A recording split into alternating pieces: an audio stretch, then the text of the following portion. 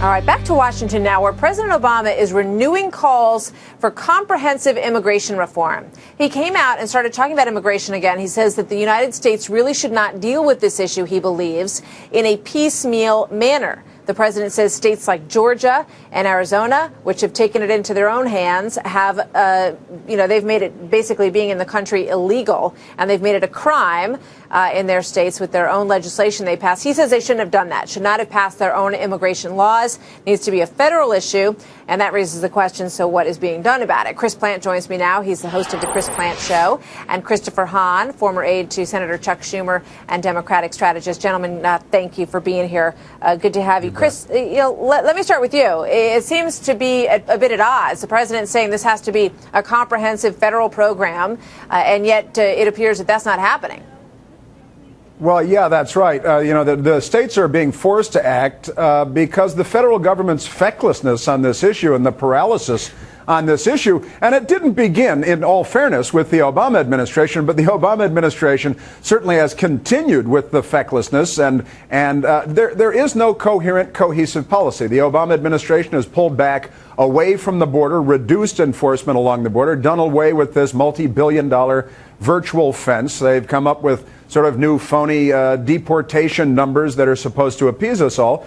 But the federal government isn't getting the job done. You have to expect that the states are going to take action to, they're cash strapped for one thing. I mean, they've got to deal with budgetary issues, and this is one of the places it's hitting them.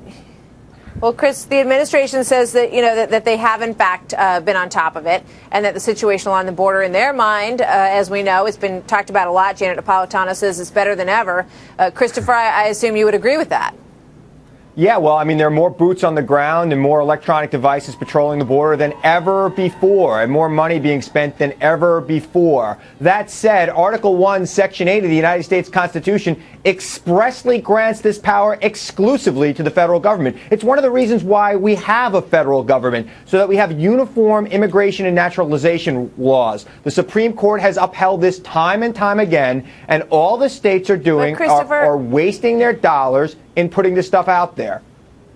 But you know what these states will say, and Chris will likely say on this as well, is that the feds haven't been doing their job, and that these states are crumpling under the mismanagement of illegals in their own state. And they say if the federal government doesn't do it, we got to do it ourselves.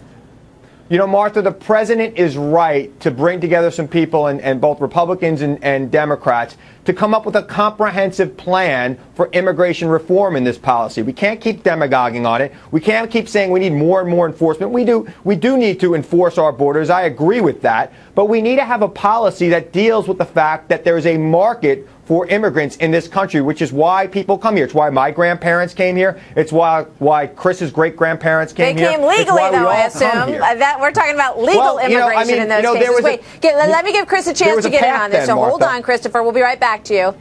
Kind of an important there difference. was. So, Chris Plante, perhaps there should be a path, but, the folks in Arizona listen to this probably from the White House and say, well, that's all well and good, but, we've been waiting for this direction from the federal government for a long, long time, and it hasn't come.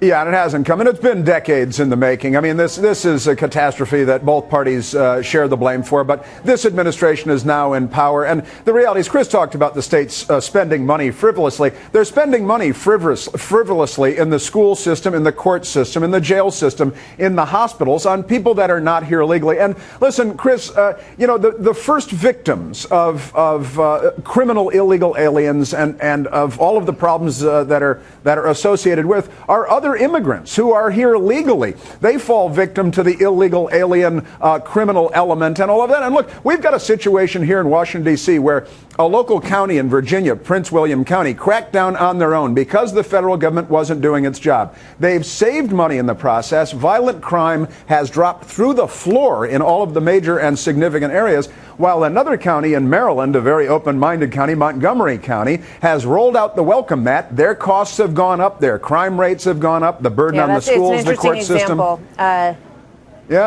It's an interesting case study, what's going on in Maryland. Yeah. Chris, we're going to have to leave it there, but I thank you. And my apologies to Christopher Hahn. We've been having some signal problems, and we lost him, so he's not there to rebut your last statement, Chris Plante. So thanks to Christopher Hahn. We'll talk to him more on that next time. And Chris Plante, good to have you both with us today. Interesting debate, one that's not going away, that's for sure.